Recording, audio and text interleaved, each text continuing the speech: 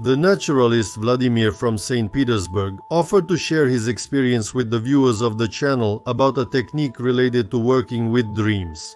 There is nothing made up here, everything has been tested in practice and works with the right approach. Those who really practice these simple techniques and methodologies are sure to get positive results. Maybe not so quickly, so you need to be patient. The results won't appear right away. So, the practice of working with dreams consists of regularly recording your dreams in a regular notebook in the morning as soon as you wake up, without putting it off for later. And this is important because dreams are forgotten very quickly. Write down a few words about the dreams you had during the night, a few phrases or descriptive epithets about what happened, what it was, and how it happened. After that, you can always add more details, because once you write down the dream, it is remembered much better. And the second important point is that you need to actually write it down by hand, not type the text on a smartphone or computer.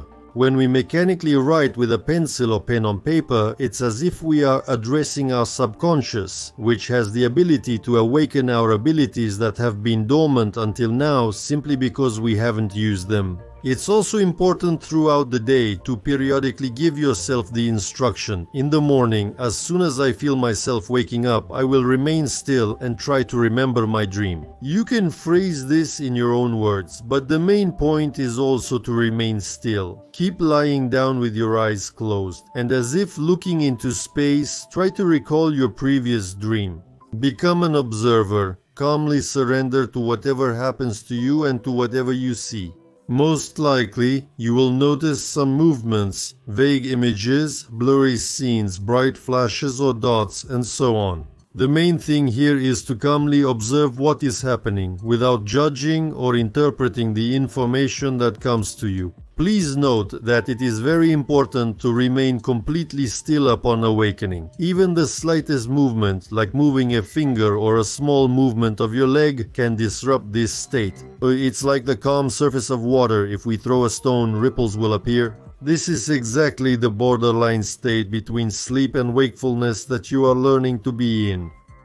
If you regularly and diligently follow these rules upon awakening, soon you will start finding yourself during sleep as well. In a lucid dream, you will already have the ability to remember that you are sleeping and to control the course of the dream. And don't forget to write this down in your notebook after waking up. An old professor told me about this practice when I was still studying at the institute.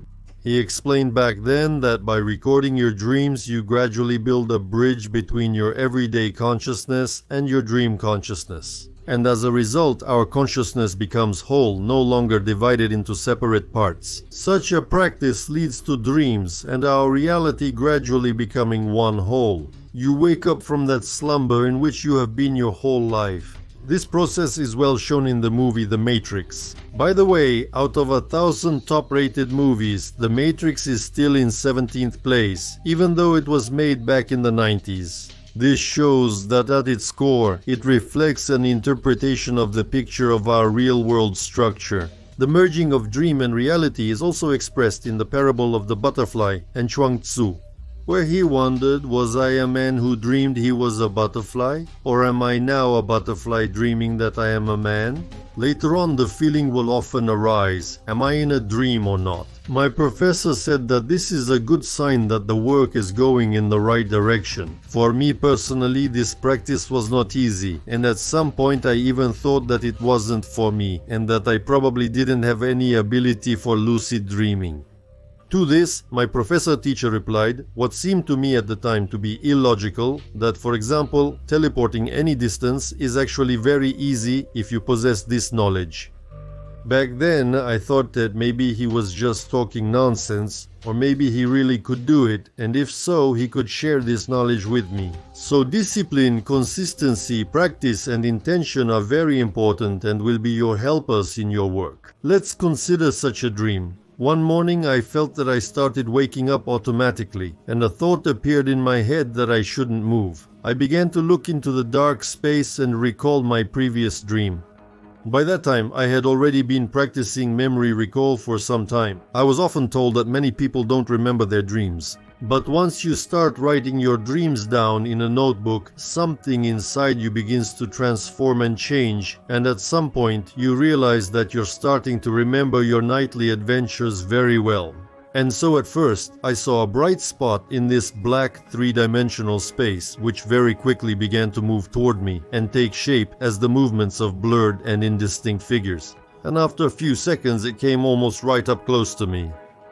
When you focus your attention on certain details in this space, they usually move closer to you. It's as if you draw them in with your attention.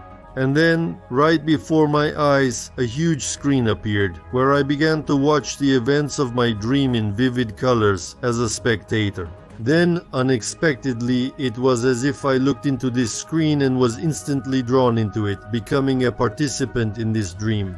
I was aware of what was happening, and I knew and remembered who I was. But interestingly, what was happening was moving in reverse, backwards.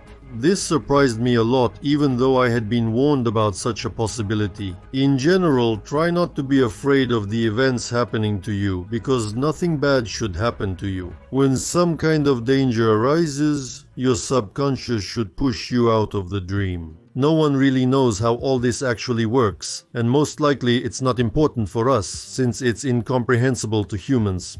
Lucid dreaming is most often another reality in which we can be absolutely conscious and feel even more real than in our everyday life. Why do we even need to do this kind of work? Probably so that our consciousness becomes broader and more aware, and then everything becomes possible. An ordinary person's consciousness is very narrow, as if they have blinders on their eyes. A person looks at the world through a tube, not noticing what's around them. Moreover, as a rule, a person doesn't want to hear or know anything except what they already know. They're only interested in their basic, fundamental needs. How many times have I tried to tell my loved ones, friends, or acquaintances that I have amazing knowledge and a practice through which you can control your dreams?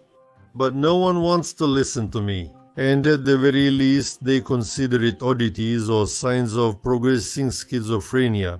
Here's another example of a dream. Once I realized that I was sleeping, I was fully aware that my body was lying in bed. At my home in Petersburg, I was near a huge lake.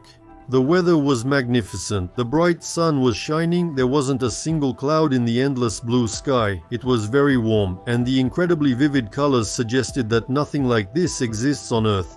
Nearby stood a small one-story house with a gabled roof, and there were many people around, all hurrying somewhere on their important business.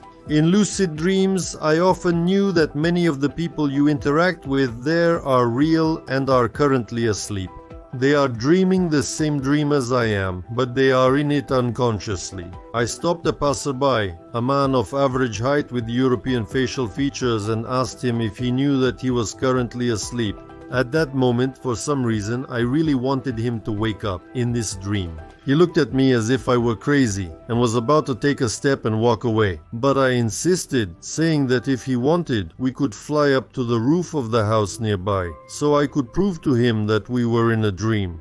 The young man silently nodded in agreement. We stood facing each other. I took him by the forearm and, making an effort in my stomach area, slowly, without strain, very easily, naturally, like a feather, began to rise into the air with him and carefully set us down on the edge of the roof.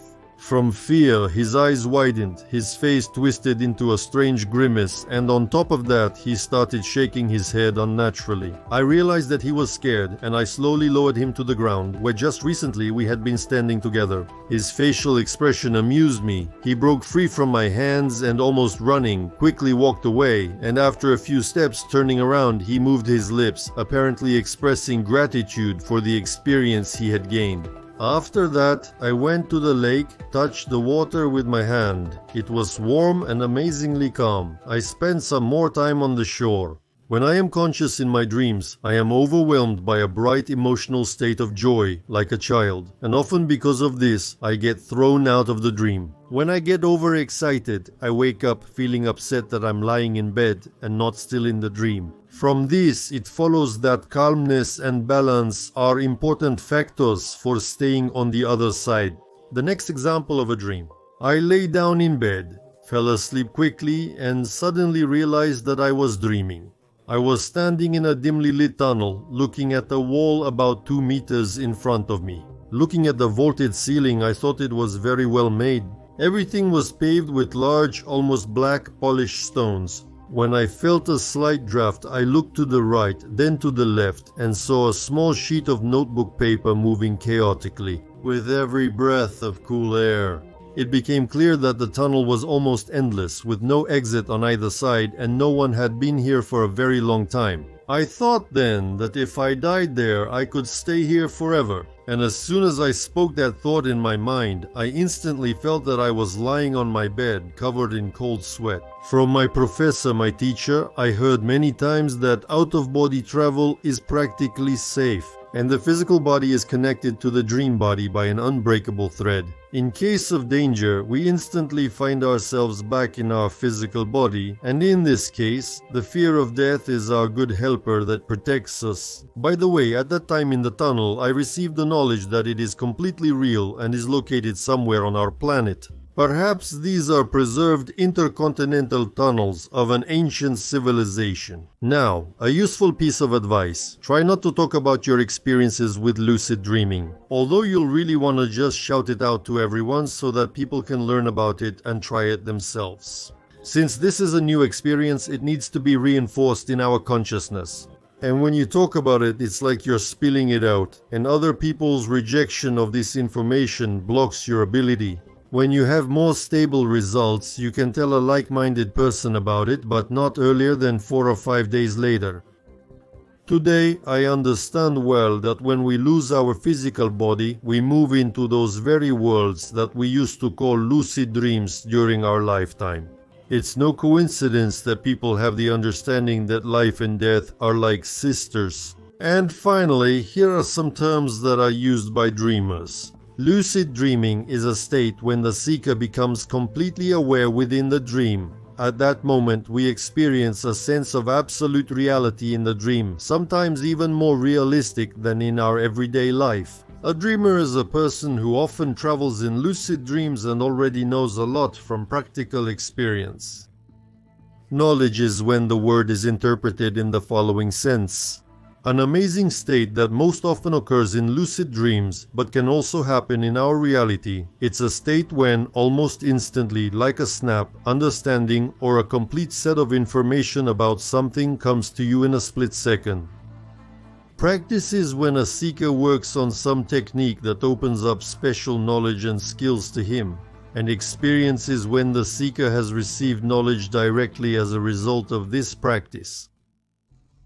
So, the key to success in lucid dreaming practice is to create the intention during the day to become aware of yourself in a dream, and then, upon waking up, to remember what was happening in that dream. For example, in Castaneda, it was suggested during the day to raise your hands to your face, focusing your attention on them, and to mentally ask yourself, "Am I in a dream?" This quickly leads to a moment when, in a dream, there is a breakthrough. The person raises their hands to their face and asks themselves, "Am I asleep?" Just as he has done many times in the real world. And to his surprise, he gets the answer that yes, he is in a dream. Next, it is necessary to keep yourself from getting overexcited and to keep your attention on your hands and the surrounding world so that the flow of the dream does not carry your attention away. As you continue to practice becoming aware of yourself in a dream, more complex manipulations with consciousness in the dream, in the real world, and further work with the subtle world begin. But that's another story. As they say, first a child needs to learn to walk, then to talk, to interact with the world around them, to grow up, and then comes the development of personality and so on. This is what every living being has been doing since the dawn of time. But this process is already inherent to conscious people and takes place at the next stage of evolutionary development.